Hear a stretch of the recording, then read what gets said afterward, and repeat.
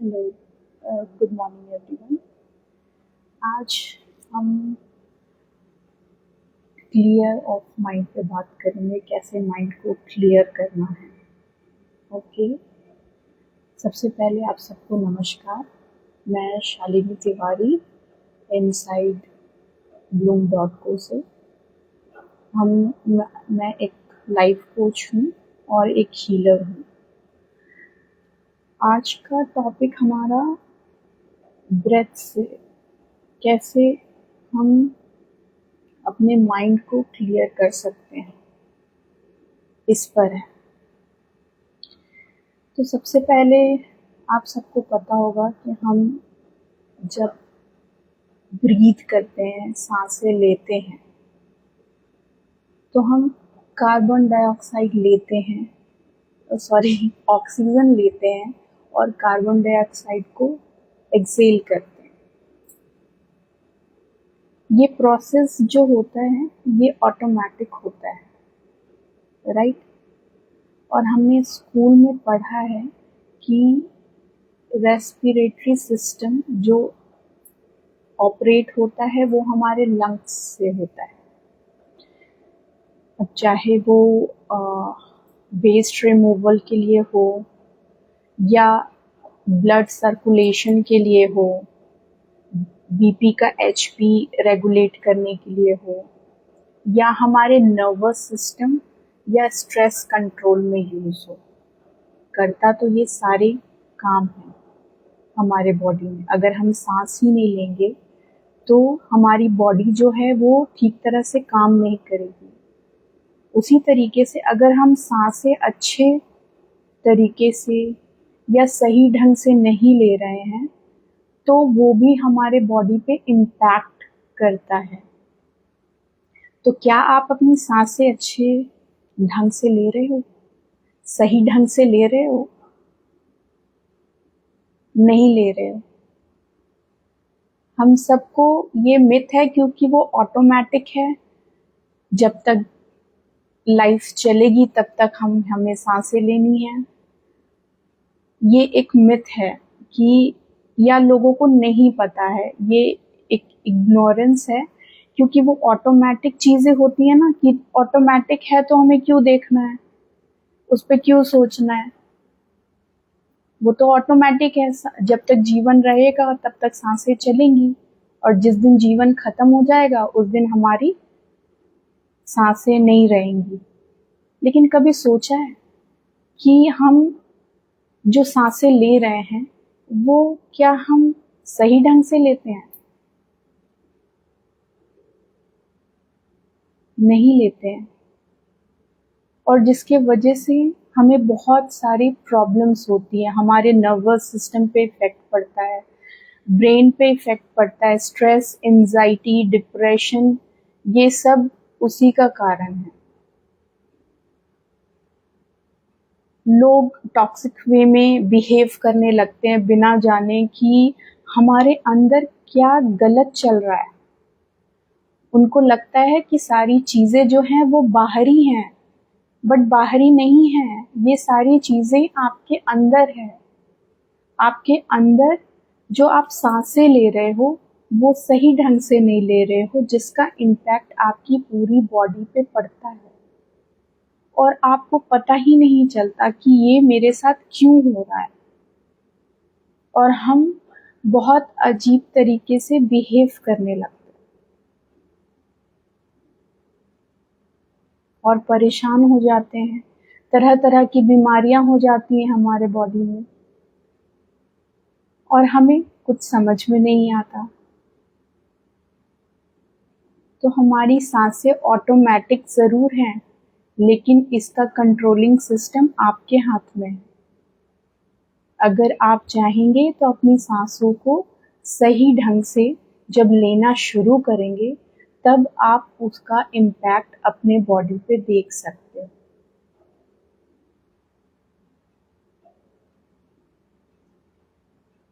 जैसे ऋषि मुनि थे पुराने जमाने में, तो वो ध्यान करते थे। क्यों करते थे?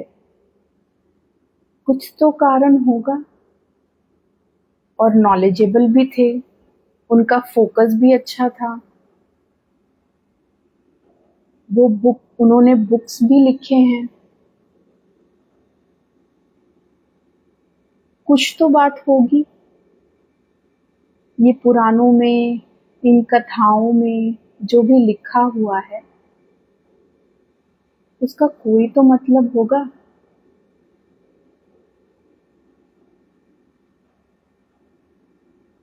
सोचने वाली बात है ये, पर हम सोचते नहीं है क्योंकि हमें अपना दिमाग ही नहीं यूज करना। कौन यूज करेगा इतना दिमाग? जितना दिमाग यूज हो रहा है उतना ही काफी है। आपने कभी सोचा था कि सांसें ऑटोमेटिक चलती है लेकिन हम गलत तरीके से सांसें ले रहे हैं? नहीं सोचा था ना। सोचो, सोचना बहुत जरूरी है। चीजों में अगर आप लॉजिक नहीं लाओगे तो चीजें आपको समझ में नहीं आएंगी। आप आधे आधे में ही रह जाओगे।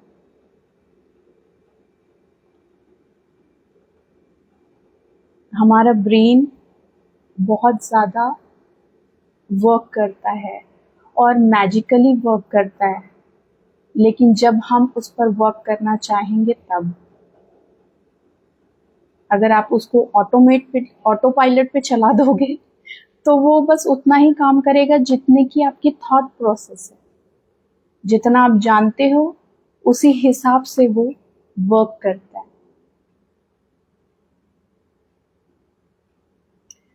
आ, तो हम ब्रेथ पे आ जाते हैं। जब हम सांसें ले रहे हैं, इनहेल करना है और अच्छी तरह से इनहेल करना है और एक्सहेल करना है।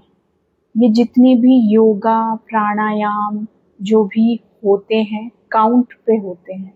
कितनी सांसें आपको अंदर लेनी है और उतनी ही सांसें आपको बाहर छोड़नी है।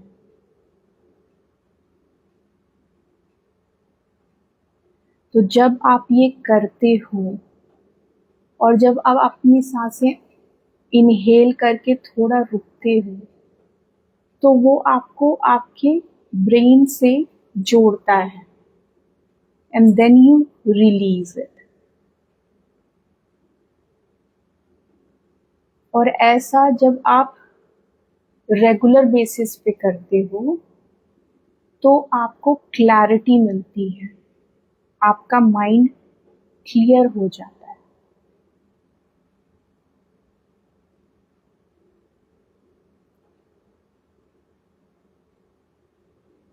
ये बस सोचने वाली बात है और प्रैक्टिस में लाने वाली बात है। आप जब ये करना शुरू करोगे तो आपको इम्प्रूवमेंट अपने आप दिखने लगेगा।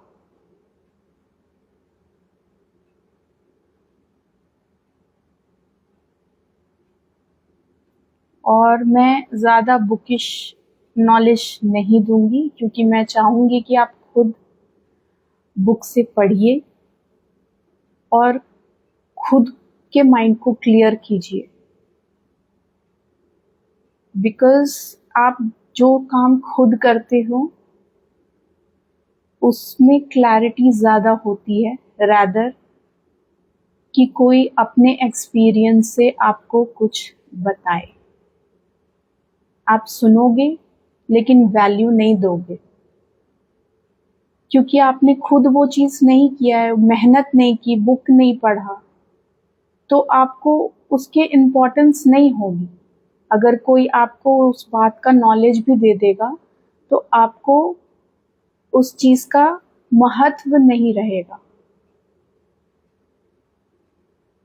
पर जब आप खुद पढ़ना चालू करोगे और चीज़ों को खुद सर्च करोगे, अपनी जो भी अंदर के सवाल हैं उनको ढूंढोगे, उसमें वक्त लगाओगे, तो चीज़ें ज़्यादा बेटर वे में क्लियर होगी। और इसी तरीके से आपका माइंड जो है वो क्लियर होगा। जो बेस है वो मैंने आपको बता दिया। मैं इसीलिए कोई जूम मीटिंग नहीं किया मैंने, और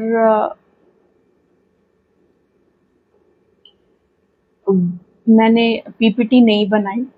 इसीलिए नहीं बनाई क्योंकि पीपीटी पे वही ज्ञान है जो कि आप एआई से लोड करोगे और पीपीटी पे डालोगे। बट मेरा, मैं ये नहीं बोलती वो गलत है तरीका, सबके अपने अपने तरीके हैं, बट मेरा ये पर्सनल मानना है कि आप जब तक खुद चीज़ों को सर्च नहीं करते हो, अपनी मेहनत नहीं लगाते हो, तब तक आप चीज़ों की इम्पोर्टेंस नहीं समझते।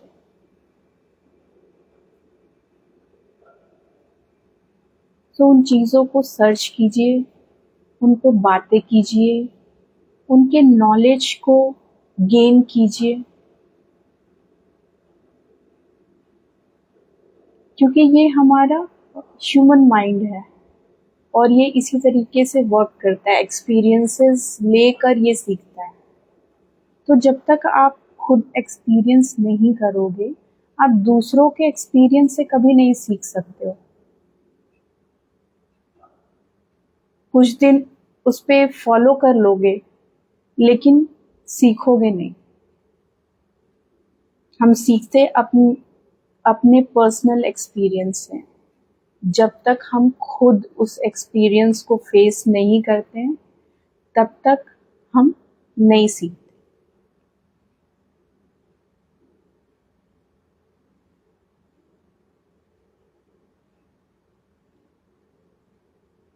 तो ह्यूमन माइंड जो है वो, उसको आप और पावरफुल बना सकते हो if you are breathing properly. और उसके लिए आपको क्या करना है? योगा कीजिए, प्राणायाम कीजिए, एक्सरसाइज कीजिए, मेडिटेशन कीजिए।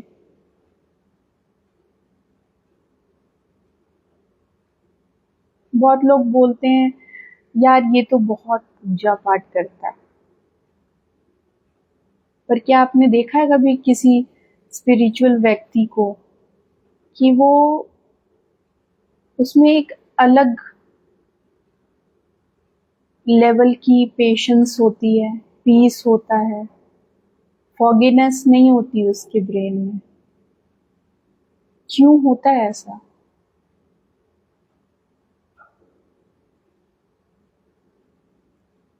ये सब जो भी चीजें बनाई गई हैं हमारे पूर्वजों के द्वारा, जो ऋषि मुनियों के द्वारा बनाई गई हैं, ये फेक नहीं है। इसके पीछे बहुत सारे कारण हैं, पर हम उसको जानना ही नहीं चाहते। हम बस सुनी सुनाई बातों पे बस एक टैग लगा देते हैं।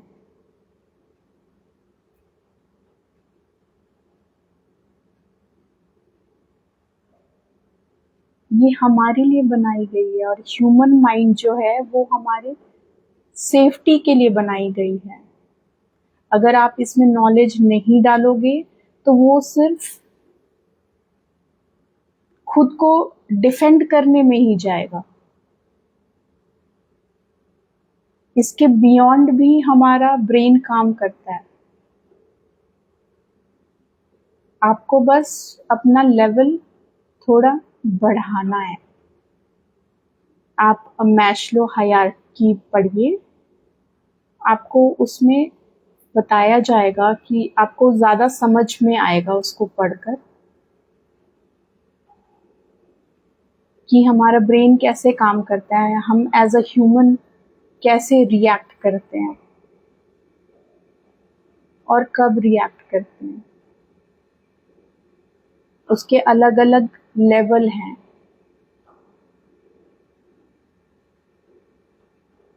और अगर आप चाहते हैं मैं उसको एक्सप्लेन करूं तो मैं अपने नेक्स्ट वीडियो में उसको एक्सप्लेन करूंगी।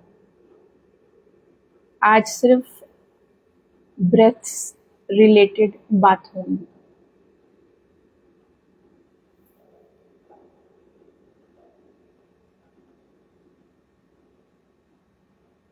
आज खुद से एक वादा कीजिए कि मैं खुद पे वर्क करूँगा, सुबह उठूँगा, योगा करूँगा, प्राणायाम करूँगा, जो भी करूँगा अपने वेल बीइंग के लिए करूँगा या करूँगी।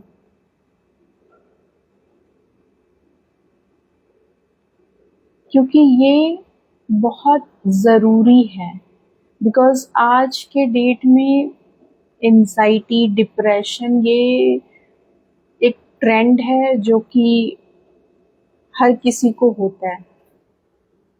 कोई ये नहीं बोलेगा कि मुझे स्ट्रेस नहीं है, मुझे एंजाइटी नहीं है, मुझे डिप्रेशन नहीं है, हर किसी को है। और कारण क्या है?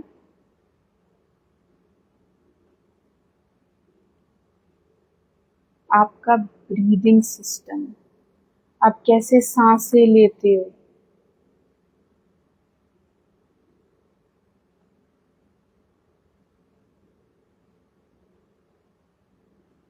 क्योंकि आपकी ब्रीदिंग सिस्टम सही से नहीं हो रही है, जिसके वजह से आपके सारी तरह तरह की बीमारियां डेवलप हो रही हैं। क्या पुराने ज़माने में लोगों को ये स्ट्रेस, एंजाइटी, डिप्रेशन होता था? क्यों नहीं होता था?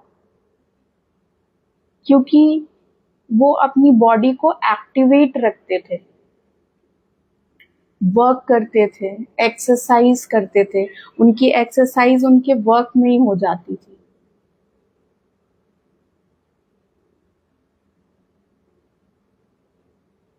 ये बॉडी जो है इसको चलाना ज़रूरी है। अब आप वो ब्रीदिंग सिस्टम डेवलप करके करिए, जैसे योगा करिए, प्राणायाम करिए या किसी तरीके का physical exercise. Physical exercise is needed, plus your breathing is very important. And when you are doing it, add a good amount of water which is required for daily. You should drink a lot of water. जैसे धरती का है कि 70% water है, वैसे ही हमारी body भी 70% water ही है।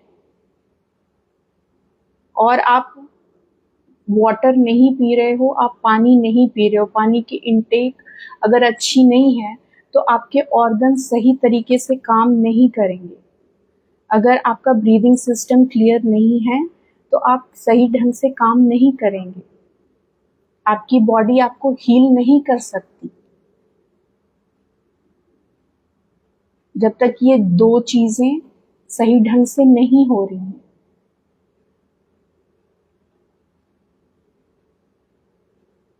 वाटर क्या है? वरुण है।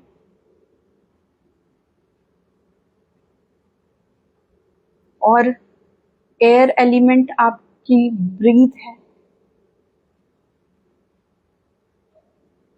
तो ये इक्वली हेल्प करता है। आपने दो चीजें तो 5 तत्वों में तो दो चीजें घटा रखी हैं, सही ढंग से आप ले ही नहीं रहे हो, बॉडी को दे ही नहीं रहे हो।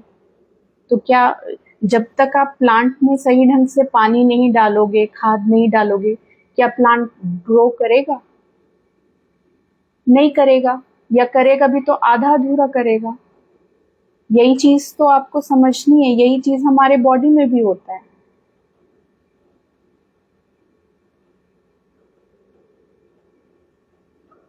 So breathing and drinking water both are very important.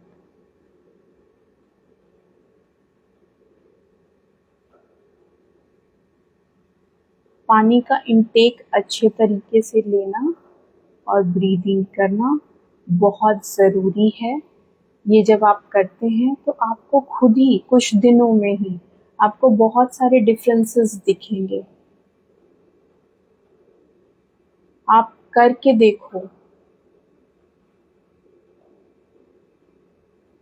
किसी भी हैबिट को डेवलप होने में 21 डेज लगते हैं, 21 to 45 डेज। चैलेंज आप ले लो, आप खुद को चैलेंज करो और 45 डेज का ट्रैकर बना लो और डेली वो टाइम खुद को दो कि मुझे ये काम करना है, मैं ये काम करूँगा। And just watch yourself, focus on yourself. That is very important.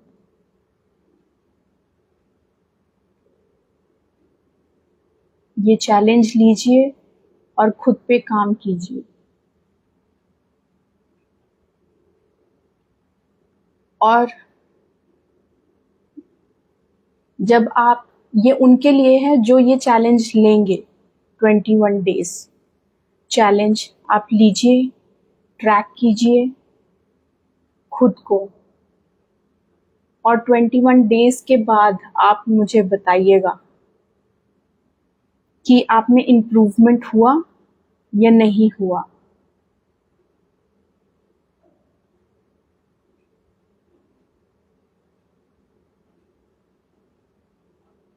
आपने अपनी पूरी बॉडी बिगाड़ कर रखी है क्योंकि आप खुद पे काम नहीं करना चाहते हो।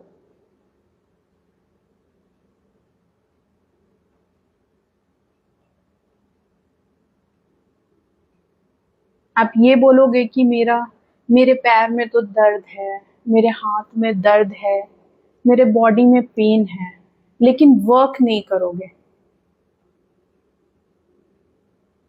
हमें धीरे धीरे, स्लो ही सही, लेकिन छोटे छोटे स्टेप्स लेना शुरू करना चाहिए खुद के लिए। It is very important. Body को खराब तो आपने कर लिया, अब थोड़ा सुधार भी कर लो। अगर आज की इस वीडियो से आपको कुछ भी नॉलेज मिला हो और आपको लगता है कि ये वर्थ है, मैं कुछ सही बातें बोल रही हूँ आपको, कुछ आपको नया नॉलेज पता चला, तो प्लीज कमेंट जरूर कीजिएगा और जिनको अच्छा लगा वो सब्सक्राइब भी कर लीजिएगा। Thank you and have a nice day.